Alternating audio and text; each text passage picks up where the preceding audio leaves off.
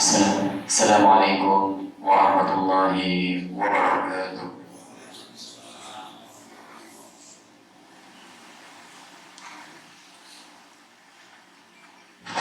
Innal hamdalillah nahmaduhu wa nasta'inuhu wa nastaghfiruh wa na'udzu billahi min shururi anfusina wa min sayyiati a'malina. Man yahdihillahu fala mudilla lahu wa man yudlilhu fala hadiya lahu. Ashhadu an la ilaha illallah wahdahu la syarika lahu wa ashhadu anna Muhammadan 'abduhu wa rasuluh. Qala Allahu jalla jalaluhu ya ayyuhalladzina amanu taqullaha haqqa tuqatih wa la tamutunna illa wa antum muslimun. Wa qala ayatan ya ayyuhan nas ittaqu rabbakum alladzi khalaqakum min nafsin wahidah wa khalaqa minha zawjaha wa bassa minhuma rijalan katsiran wa nisaa'a wattaqullaha alladzi tasaaluna bihi wal arham innallaha kana 'alaykum raqiba. Fa inna asdaqal haditsi kitabullah wa khairal hadi hadi Muhammadin sallallahu alaihi wasallam wa syarrul umuri muhdatsatuha fa inna kulla muhdatsatin bid'ah wa kulla bid'atin dhalalah wa kulla dhalalatin finnar.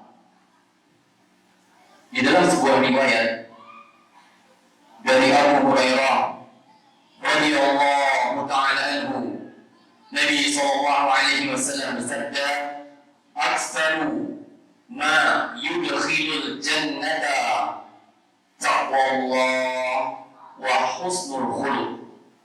Hadis ini diriwayatkan oleh Tirmidzi, kemudian Ibnu Majah. Kaum muslimin rahimani wa rahimakumullah. Di dalam hadis ini Nabi kita sallallahu alaihi wasallam memberikan kabar yang sangat menyenangkan bagi hati yang bersih. Nabi kita membawakan kabar gembira bagi hati yang suci, yang ingin kembali di kehidupan akhirat nanti kepada syurganya Allah yang seluas langit dan bumi.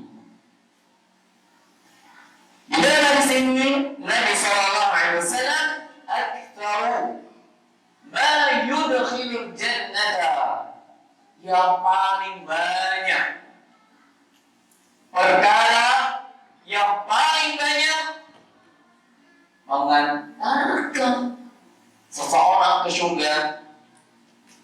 Apa? Dari sisi bahasa, Nabi sallallahu alaihi wasallam menjadikan kita sebagai pendengar penasaran. Inilah cantiknya Nabi dalam mengajar. Ini menandakan bahwasanya menyampaikan ilmu, mengajar itu butuh teknik yang cantik agar orang yang kita ajarkan mau mendengarkan dan mengikuti apa yang kita sampaikan.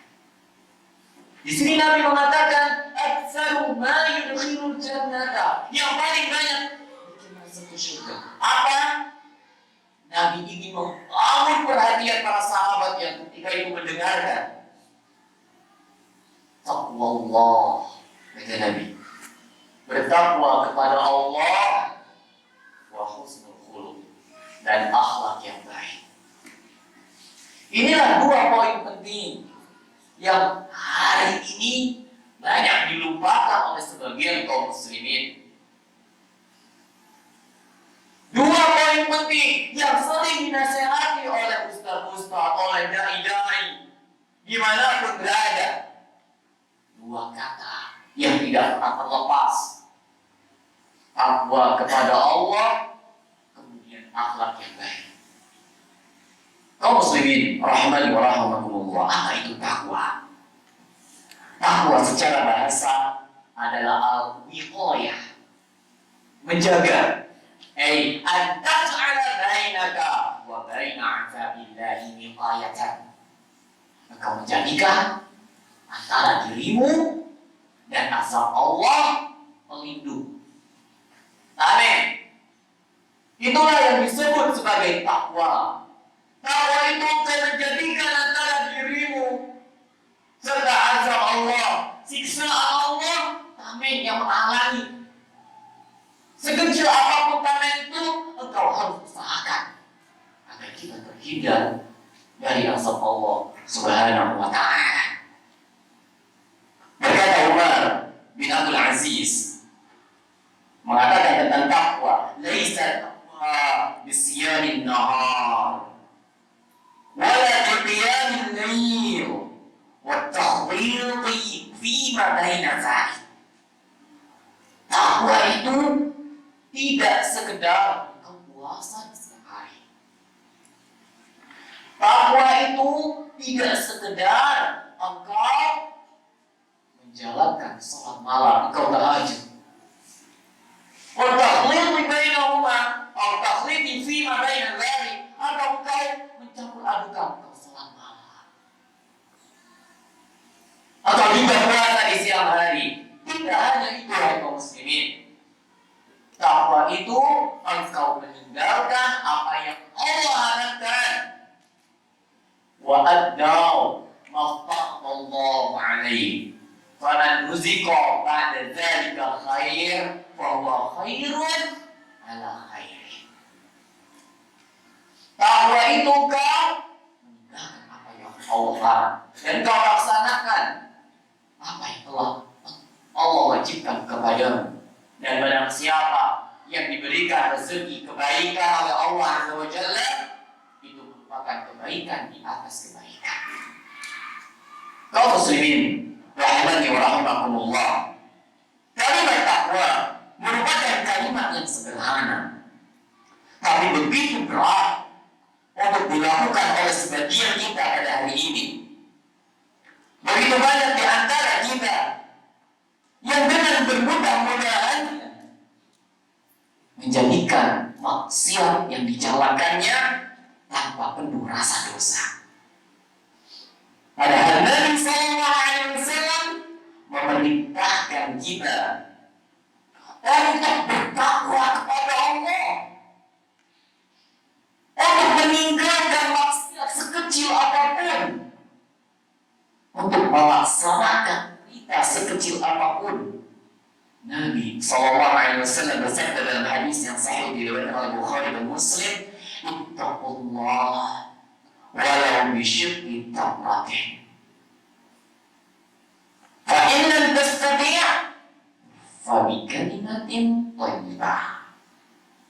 Bertakwalah engkau kepada Allah. Jaga dirimu dari azab Allah, walaupun kau hanya memiliki sebagian kecil dari kurma. Kita tahu kurma itu kecil, tapi Nabi mengatakan berlindunglah engkau dari azab Allah walau hanya dengan sebutir kurma. Oh, ternyata kita tidak punya kurma. Ternyata kita tidak punya sesuatu yang bisa kita jadikan tameng untuk terhindar dari azab Allah. Kata Nabi Sallallahu Alaihi Wasallam, "Fa bi kalimatin thayyibah," dengan perkataan yang baik. Kalau kita tidak bisa sedekah dengan harta kita, kita bisa melindungi diri kita dengan perkataan-perkataan yang baik.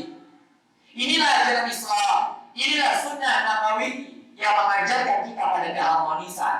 Bayangkan jikalau setiap muslim mengamalkan hadis yang mulia ini, misalnya tidak ada lagi istilah-istilah merendahkan, tidak ada lagi istilah-istilah kata yang menyakiti hati, tidak ada lagi istilah-istilah sekarang di antara anak-anak di sekolah, istilah membuli. Apabila kita orang tua memulai untuk mengucapkan kata-kata baik, kemudian diikuti oleh anak-anak kita, tidaklah terucap dari lisan mereka kecuali perkataan yang baik, maka jika itu kita telah menjadi orang-orang yang bertakwa kepada Allah Subhanahu wa ta'ala. Kaum muslimin rahimani wa rahimakumullah, betapa banyak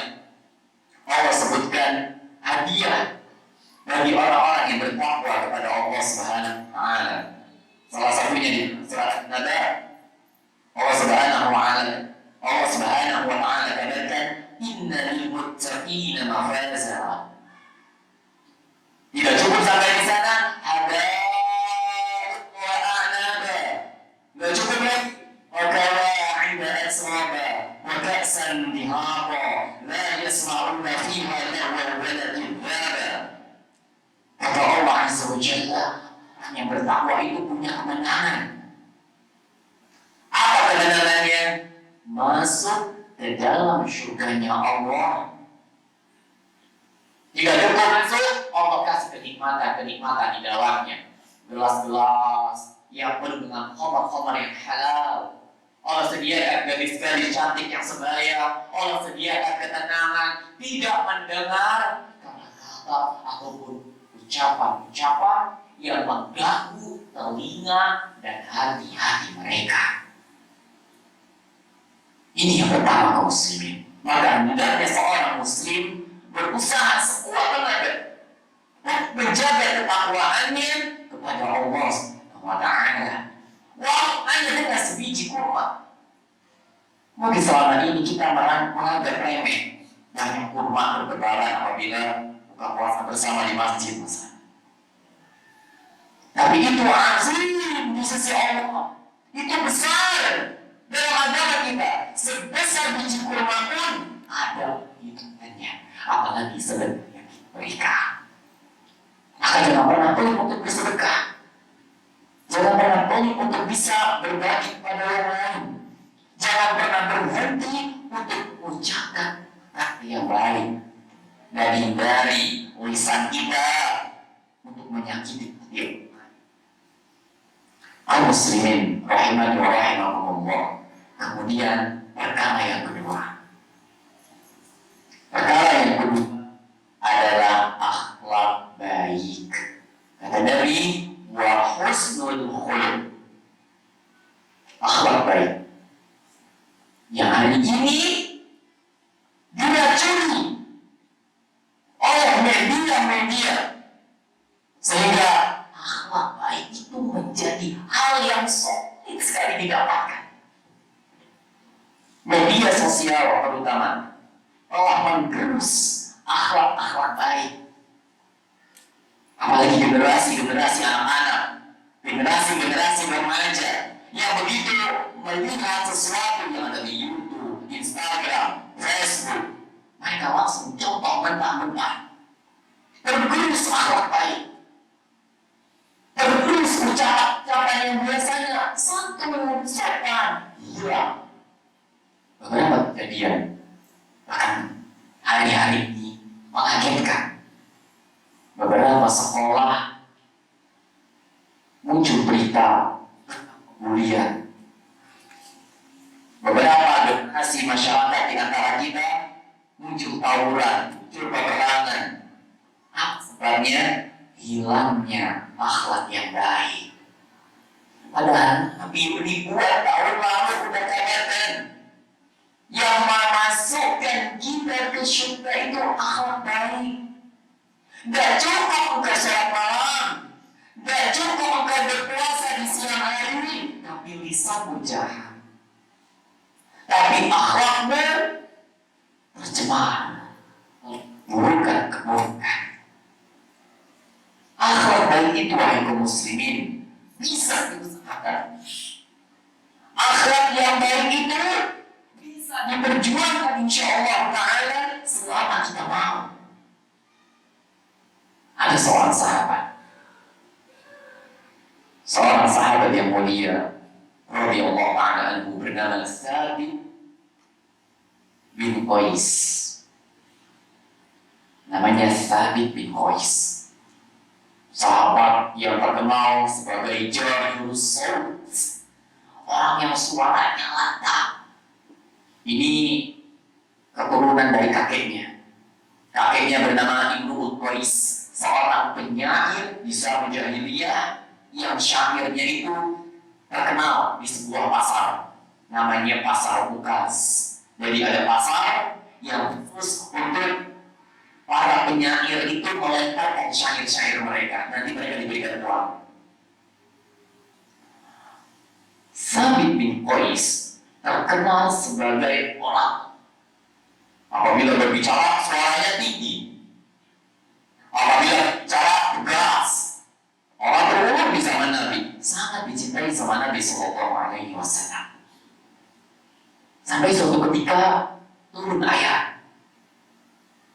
Surat Al-Hujurat ayat yang kedua. Allah berfirman, ya ayyuhallazina amanu la tarfa'u aswatakum fawqa sawtin nabi wa la tajharu lahu. Wahai orang-orang yang beriman, jangan kalian tinggikan suara-suara kalian fawqa sawtin nabi, di atas suara Nabi. Kalau tidak ada niat dari Sabit bin Qais untuk ngomong meledak-ledak di hadapan Nabi Kijang, itu akan dengan suaranya. Ayat ini turun, apalagi di ujung ayatnya antah bata'amalukum wa antum la tash'urun. Khawatir nanti amalan kalian terhapus dan kalian tidak merasa. Mendengar ayat ini, Sabit bin Qais pulang ke rumah, menyendiri beliau, mau keluar sampai beberapa hari. Maka Nabi mencari-cari. Berbeda seorang laki-laki, saya akan mencarinya ya Rasulullah. Berangkatlah laki-laki ini ke rumah Sabit bin Qais. Setelah didapati ditanyakan, ya Sabit, kenapa engkau gak keluar-keluar? Kata beliau, saya ketakutan. Saya takut dengan ayat yang turun dari surat Al-Hujurat. Saya khawatir ayat itu turun kepada saya. Begitu takutnya para sahabat di zaman itu. Wahai kaum muslimin, lantas kata laki-laki ini, baiklah, saya sampaikan kepada Rasulullah. Laki-laki ini pun kembali kepada Rasulullah dan mengabarkan apa yang menjadi kebenaran Sabit bin Qais. Lantas setelah itu Nabi kabarkan kepada Sabit bahwasanya dia termasuk ahli surga. Nabi katakan bahwasanya Sabit termasuk ahli surga. Ini bukan PHP kalau bahasa kitanya. Kalau Nabi yang sudah katakan, maka itu akan terjadi. Jasadnya masih di dunia, tapi dapat kabar kalau dia bakalan masuk ke surganya Allah Azza wa Jalla. Maka mendengar kabar ini, Sabit bin Qais begitu bahagianya, dan mulai detik itu beliau pelan-pelan rendahkan suaranya di hadapan Nabi kita sallallahu alaihi wasallam. Aku qouli hadza wa astaghfirullah li wa lakum.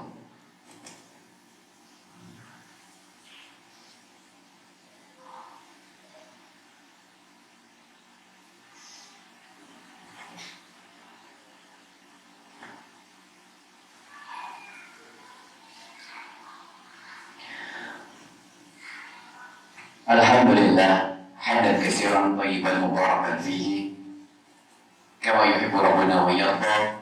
Asyhadu an la ilaha illallah wahdahu la syarika lah wa asyhadu anna Muhammadan abduhu wa rasuluhu, amma ba'd. Kaum muslimin rahimani wa rahimakumullah. Dari kisah Sabit bin Qais kita dapat belajar bahwasanya akhlak baik itu bisa diusahakan. Akhlak baik itu seperti rezeki yang telah Allah Subhanahu wa Ta'ala bagi-bagikan. Maka berusahalah untuk memperbaiki akhlak kita. Tidak ada yang tidak mungkin. Kita yang biasanya pemarah bisa jadi baik insya Allah. Kita yang biasanya pemarah di hadapan istri ataupun di hadapan anak bisa sembuh insya Allah dengan berusaha. Kita yang selama ini lisannya menyakiti orang lain bisa disembuhkan insya Allah Ta'ala, sebagaimana usaha yang telah dilakukan oleh Sabit bin Qais. Kaum muslimin rahimani wa rahimakumullah, ada sebuah cerita yang disampaikan oleh Al-Ustaz Dr. Firanda Andirja Hafizahullah Ta'ala tentang seorang syekh yang mimpi. Ya, syekh ini bermimpi bahwasanya ada seorang laki-laki yang amalannya luar biasa. Jadi Syekh ini disuruh mendatangi laki-laki ini. Di awal mimpinya, Syekh mengabaikan mimpi ini. Khalas. Tidak. Tapi berikutnya datang. Mimpi ini datang kembali. Akhirnya laki-laki ini pun didatangi oleh Syekh. Akhirnya Syekh mendatangi laki-laki yang ada di dalam mimpinya. Setelah itu apa yang terjadi?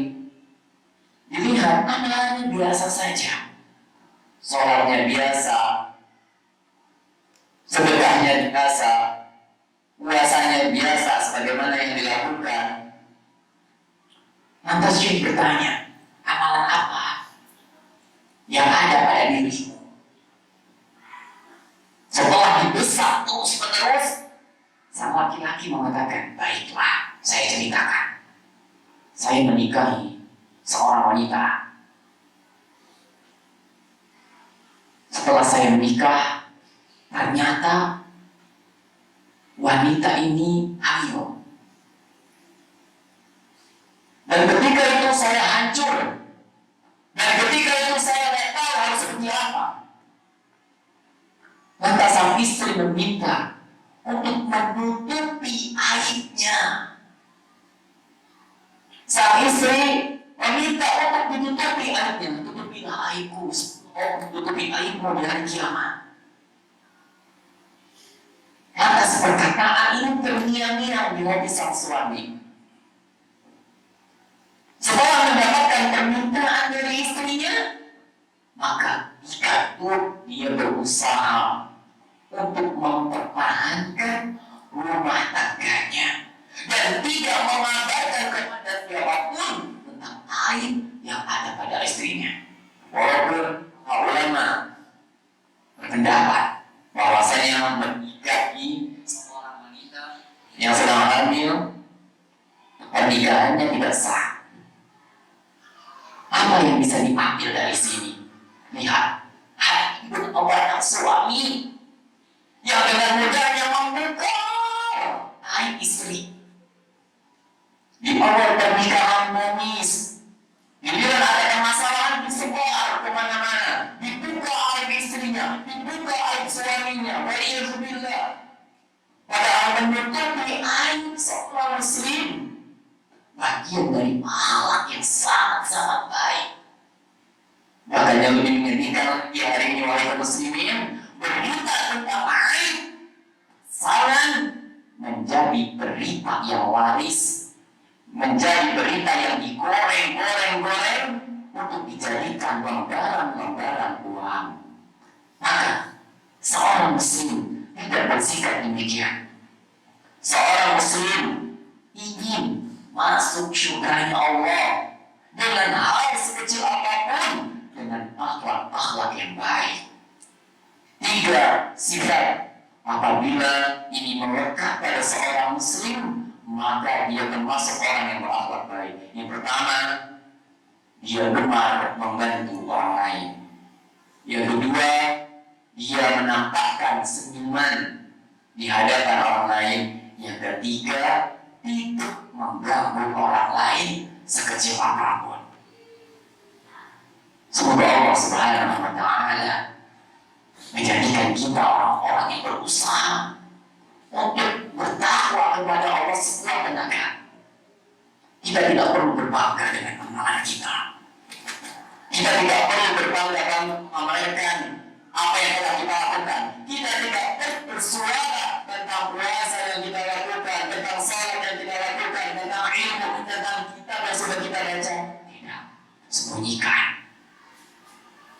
Yang harus kita lakukan adalah menjadikan antara kita dan asal Allah taktik alias wikoya. Semoga Allah Subhanahu wa Ta'ala memasukkan kita ke dalam syurganya dengan 2 amalan yang istimewa ini. Rubahlah selama Allah Subhanahu wa Ta'ala masih memberikan kita waktu, segala hal masih mungkin untuk kita lakukan ke arah yang lebih baik, insyaallah ta'ala. Allahumma salli ala Muhammad wa ala ali Muhammad kama shallaita ala Ibrahim wa ala ali Ibrahim innaka Hamidum Majid. Allahumma ighfir للمؤمنين والمؤمنات والمسلمين والمسلمات الأحياء منهم والأموات ربنا لا تزغ قلوبنا بعد إذ هديتنا وهب لنا من لدنك رحمة إنك أنت الوهاب ربنا آتنا في الدنيا حسنة وفي الآخرة حسنة وقنا عذاب النار